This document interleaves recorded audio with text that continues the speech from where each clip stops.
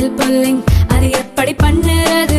காலையில் எழுந்ததும் எதுவும் சாப்பிடாமல் இதயம் வளர்த்தை வாயில ஊத்தி நல்லா கொப்பளிக்கணும், அப்புறம் அதை துப்பிடணும்.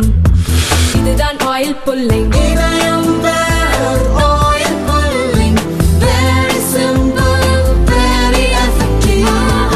விண்வெளியில் 2 செயற்கைக்கோள்கள் இணைக்கப்பட்ட ஸ்பெடெக்ஸ் பணியில் எந்த கோளாறும் இல்லை என்று இஸ்ரோ தலைவர் நாராயணன் தெரிவித்தார். இதுகுறித்து பேசியுள்ள நாராயணன், விண்கலம் அல்லது செயற்கைக்கோள்களை இணைப்பது மற்றும் துண்டிப்பது தொடர்பான தொழில்நுட்பத்தை உருவாக்கி அதை செயல்படுத்துவதே ஸ்பெடெக்ஸ் திட்டத்தின் நோக்கம்.